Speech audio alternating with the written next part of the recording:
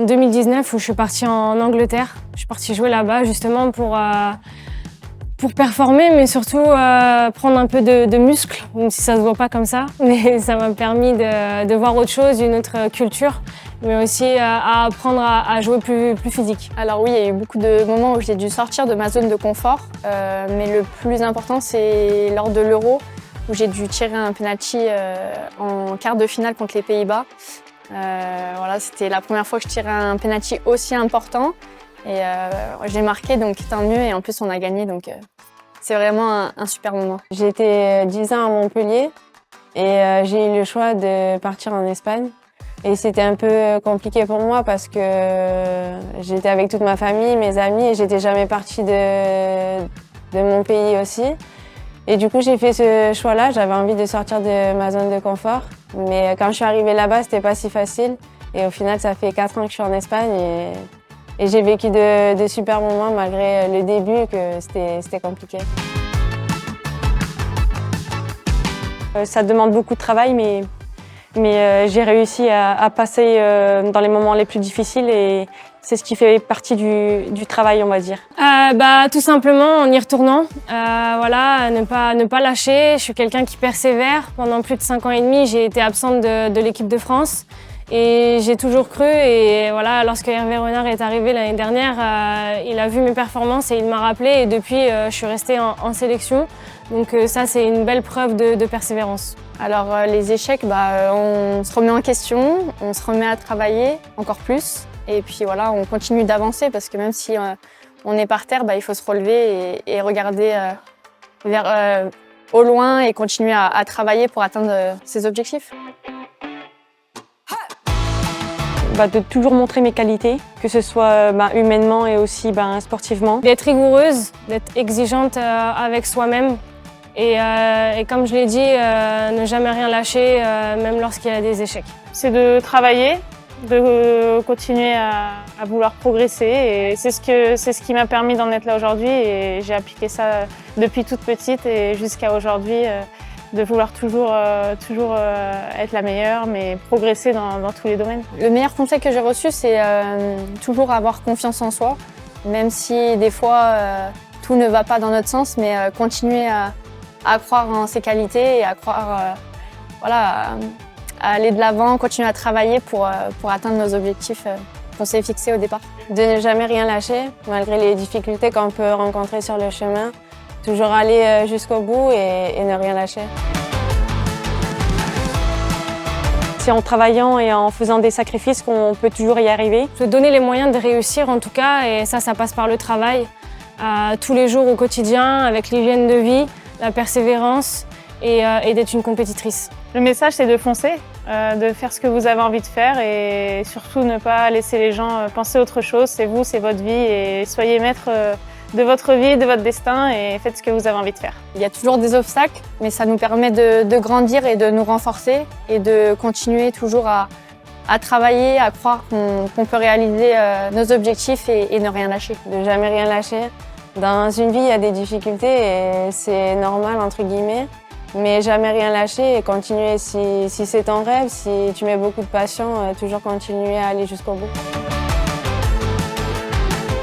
Il faut réfléchir et aussi il y a la famille et les amis autour avec qui on communique beaucoup et c'est avec ça qu'on peut progresser et ne plus avoir de doute justement. Je suis rarement dans le doute ou dans l'incertitude, mais si ça m'arrive, j'essaye de repartir sur des bases saines et des bases simples. J'essaye de penser au match d'après par exemple.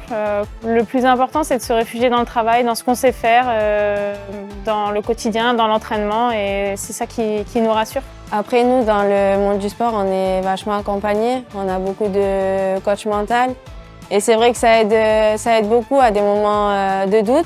Parce que ça fait partie aussi du jeu. De regarder vers l'avant et notre chemin à nous, donc non, il ne faut pas regarder ce genre de choses, sinon on ne pourra pas avancer. Je sais qui je suis, mes proches savent qui je suis également et que du coup je me dis qu'on n'empêchera jamais les gens de parler. Et du coup, je fais pas attention à ça. De continuer à croire en elle et de travailler, de continuer à progresser, d'essayer de continuer d'apprendre et surtout de ne pas laisser les gens penser autre chose. Le plus important, c'est cette personne, ce qu'elle croit et qu'elle continue à croire en elle, tout simplement. Si c'est des critiques vraiment profondes, il faut voir les deux côtés, les accepter si c'est vrai. Et pour moi, une critique, si elle est constructive, elle va toujours te faire avancer. Donc parfois, c'est une bonne critique qui va servir. De toujours y croire, c'est pareil. Avoir l'envie de faire les choses et ça se passera plutôt bien. Alors, le meilleur conseil pour moi, c'est le travail. Toujours travailler très dur pour atteindre ses objectifs. Et de profiter de chaque instant et de se dire que c'est une chance de vivre de sa passion. Justement, de continuer. Je pense que si tu te mets dans un travail où tu as beaucoup de passion, ça peut que te réussir. Et pour ça, continue à fond. Par aller et de se dire qu'on a une chance de vivre et qu'il y a des gens qui ont beaucoup plus de difficultés que nous et qui ne sont pas forcément en bonne santé. J'ai toujours été quelqu'un qui était à l'écoute des entraîneurs ou des personnes qui avaient un peu le savoir, on va dire. Et j'ai toujours eu envie de progresser, donc j'ai toujours écouté leurs conseils pour être performante, pour être la meilleure possible après. Et je suis quelqu'un qui aime bien apprendre encore aujourd'hui, donc voilà. Le plus important, c'est d'écouter et travailler. Je suis très famille, donc c'est vrai que mes proches, ma famille, ils ont toujours eu les bons mots pour parler avec moi. Et ils sont très exigeants aussi.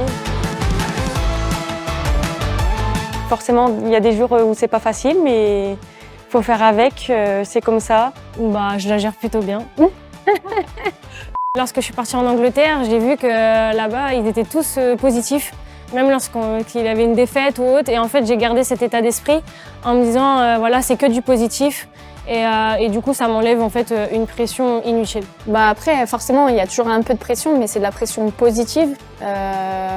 J'essaye de m'en servir pour devenir encore plus forte. Et après, généralement, dès que je rentre sur le terrain, il n'y a plus aucune pression et je suis vraiment focus sur le match. L'envie de vouloir toujours travailler. Je pense qu'avec ça, on peut toujours réussir. Je pense qu'il faut être soi-même, voilà, ne pas jouer, être vraiment quelqu'un... Enfin, ouais, être soi-même, tout simplement. Déjà, être compétiteur, je pense que c'est une des premières qualités. Parce que si tu es compétiteur, si tu es ambitieuse, tu peux aller très haut. Je suis quelqu'un qui aime bien que tout le monde s'entende bien, donc c'est quelque chose qui se fait assez naturellement. Je suis aussi issue d'une famille nombreuse, donc que tout le monde s'entende bien, c'est important, qu'il y ait de la bienveillance, qu'il y ait de la solidarité, de l'entraide, et puis aussi qu'on arrive à se soutenir quand il y a des moments plus difficiles pour l'une ou pour l'autre. Et après, le plus important pour gagner, c'est d'être ensemble, donc c'est le mot d'ordre. Qu'il faut toujours s'encourager et donner le meilleur de moi-même et toujours se faire plaisir, et c'est comme ça qu'on s'entend super bien. Pas vraiment de souvenirs, peut-être des blessures que j'aurais peut-être pu éviter. Oui, j'ai pas été sélectionnée pour la Coupe du Monde en France. Et c'est vrai qu'au début, ça a été très difficile d'accepter. Mais une fois que j'ai accepté cette décision, je me suis dit il faut que je me remette à travailler, encore plus travailler dur. Et retrouver ce plaisir que j'avais sur le terrain. Et après, c'est revenu, on va dire, bien pour moi et j'ai retrouvé l'équipe de France. C'est mon frère qui a été sportif de haut niveau, donc forcément, il a toujours été de très bons conseils et ouais, c'est comme un exemple pour moi. Je dirais les grandes joueuses comme Eugénie Le Sommer. Voilà, j'essaie un peu de regarder tout ça et de reproduire ce qu'elles font. Je vais dire ma mère. Elle m'a beaucoup aidée depuis que j'étais toute petite. Elle m'a menée partout, dans tous les stades. Et elle m'a vraiment tout le temps poussée et tout le temps à me dire prendre du plaisir sur le terrain. Et c'est vrai que je la remercierai toujours pour ça.